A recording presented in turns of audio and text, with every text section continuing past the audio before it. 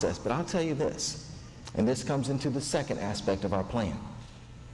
Just last year, the Georgia Senate, even they recognized, Senate Bill 206, even they recognized there may be a problem with all these giveaways. And so what they said is we're going to start at least looking at a cost-benefit analysis of whether these tax giveaways actually work. But we actually have to go further than that. And that is why one of the first things that I will try to propose is something that other states use. And it's called what they call a clawback provision, which means when you read in the newspaper that a company is going to come into Augusta and they promise 1,000 jobs, they promise 2,000 jobs, and they receive all these tax credits and benefits and exemptions, and of course that's laid off on you, and they don't deliver on those jobs, then we ought to get some of that money back. That's what we ought to do. This is a Black Brothers production, man. We have an elected official on the Dirty Couch today, man. It's such an honor and it's a great pleasure. He graduated from South Carolina State University. He's also an attorney. He graduated from North Carolina Central University Law School. He was actually the first African-American Solicitor General in Richmond County. You all, we have Senator Harold Jones II on the Dirty Couch. How you doing, Senator Jones? Good, man. How you doing? Yes, sir. Thank you so much. Thank you so much for joining us on the Dirty Couch. Glad to be here. Glad to be here. Senator Harold Jones, man. Now, you forgot the best one now. I'm also a graduate of Glen Hills High School. See, I ain't want to touch on that. I went to Josie, so I ain't really, we probably bleep that out or something like that. But Senator Jones, Senator Jones, man. What's the senator's job? What is y'all job description? Well, I guess on paper the job description is to make laws. That's what we do. All the laws that affect the state of Georgia, we make those laws. Yes, sir. But actually it goes a little bit deeper than that, because what we want to do is actually inform the people about what's going on. That's the key. Inform them about the discrepancy in the laws, to inform them about that, what's been passed, but also try to get them to elevate themselves to where they can be more productive. That's probably even more key. Yes, sir.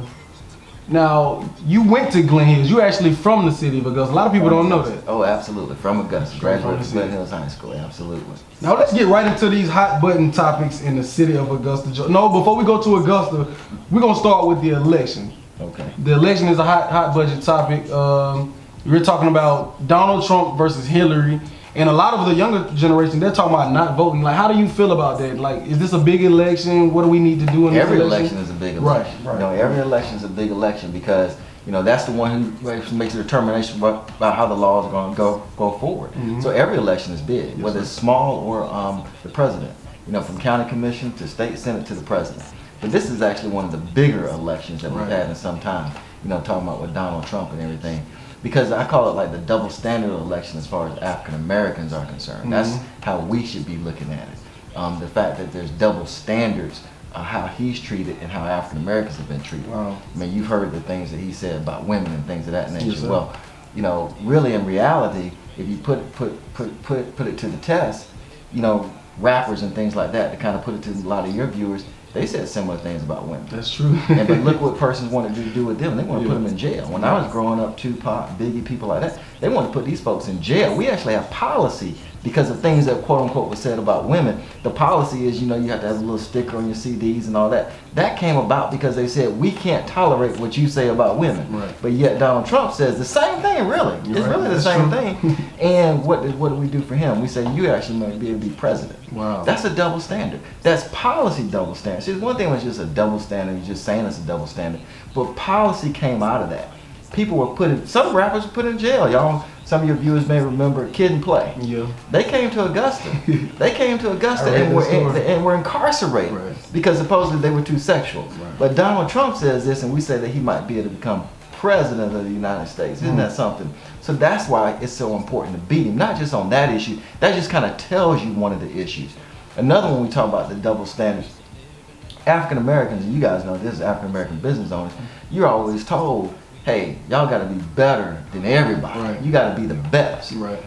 We used to have something that's called affirmative action, which meant that because you were African American, you might get an extra point or two on your application. Mm-hmm. Because what we did, we said, African Americans have historical discrimination. So because of where you kind of come from, let's say if a 90 puts you into college, if you have an 88, you might get 2 points for being African American because of everything you went through. Well, we got rid of all that. And one of the reasons why we said we got rid of all that was because we said, no, that's not fair. You got to be the best on paper. If you don't have the 90, you just don't have the 90. But yet, Donald Trump, everybody says he's really not qualified. Even Republicans say that. They say he doesn't know what he's talking about. But yet, it's okay to vote for him for president.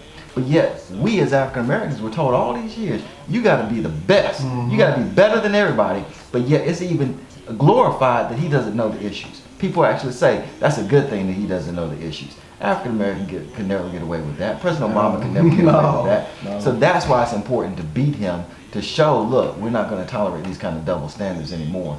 You know, we're going to all be treated the same. Now, are you shocked that he's getting so much support? Like, look how much support he's actually getting, man. All these signs and people are you shocked like we are? No, not really. You know, not really. Unfortunately, I'm not as shocked because what he represents is really an opportunity to keep things kind of like the way they were. Wow. That's what he kind of talks about, make America great again. But he's actually going to a point where the way things work. You know, it scares some people that you had an African American president. You know, Georgia's becoming more African American, so eventually we might have an African American governor and things of that nature. So that fear of change is what he's about. Now, it's unfortunate, but you see societies kind of go through that when they start changing. This is kind of like that last little bit of fear that things are kind of changing away from the status quo. And so he's going to garner that kind of support. After he's beaten down, I think then things will go forward. But this is kind of like that last opportunity to hold on to the way things used to be.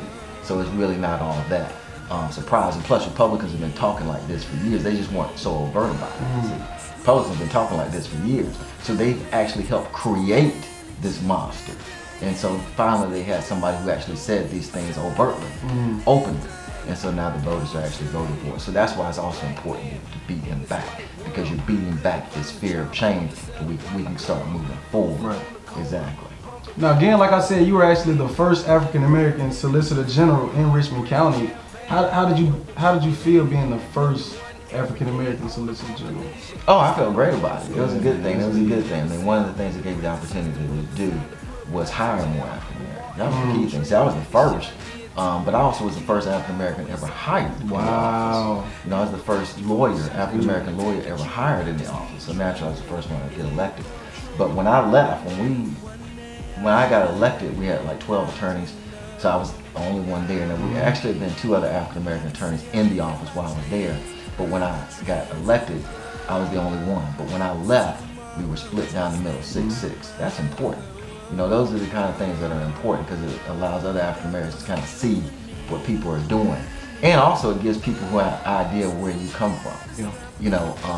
You know this, graduated Josie, I'm graduated Glen Hills. Some other folks might look at that as a negative. But I know for a fact, especially being from here, you know, there's nothing negative about it, at all. So if you come to the court system or something, you graduate Glen Hill, I'm not going to look at you negatively. I can understand that you still might need help. You still might need a little help on something, and I'll be willing to give it. Instead of me saying, oh, that's a Glen Hills person or that's a Josie person, so I'm not giving any help. That's the difference. That's the difference that you have. So that's why it was important.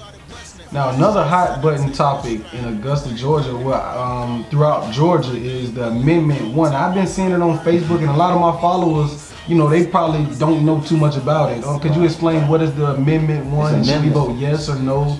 Vote no, always vote no. It's Amendment 1, it deals with education. And so what it says is the governor can take on quote unquote failing schools, and he can take those schools over. There's 127 of those. And it's 68,000 students which are affected. So what it allowed him to do, he gets to appoint a whole separate superintendent. And that superintendent can come take schools over. You say, well, that sounds like a good thing. Well, it's not. First of all, it's addressing something that's not really a problem. When we say 68,000 students, it's 1.7 million students in Georgia. That's only 5% of all, 3% of all students. Secondly, when we say 127 schools, there's 2,200 schools in Georgia. Wow. So that's 5% of the schools. So in what metric has 97% pass rate ever been a failure? And what metric has a 95% of the schools or the schools are passing been considered a failure?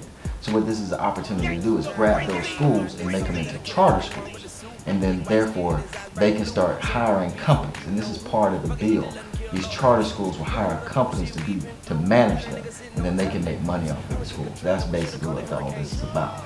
Because what else is driving it? If we know that 97% of students are passing, 95% of the schools are doing well, then what else could possibly be driving it? Because 1.2 million people and 400,000 kids are on or below the poverty level.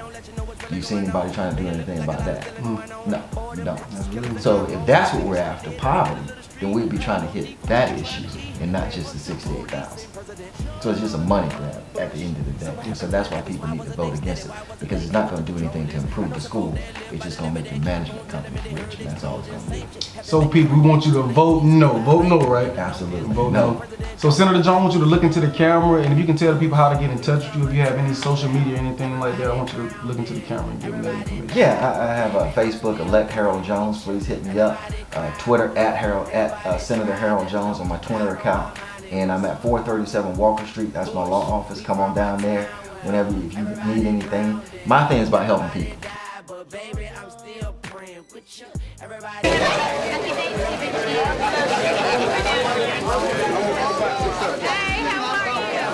That's what I've always wanted to do. Ever since I was like in 5th grade, when the teacher went around the room and said, "What you want to be?"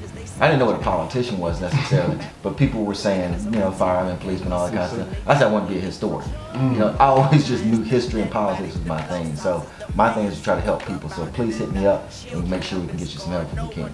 This is another Black Brothers production. We on the Dirty Couch with Senator Harold Jones. Thank you so much, Senator. Thank you, man. Yes, sir. Absolutely. Hello, this is Senator Harold Jones II, asking you to tune in to Black Brothers Production. Once again, I'm on the Dirty Couch here. Come out and make sure you hear me. Hit YouTube and come here, hear some good information.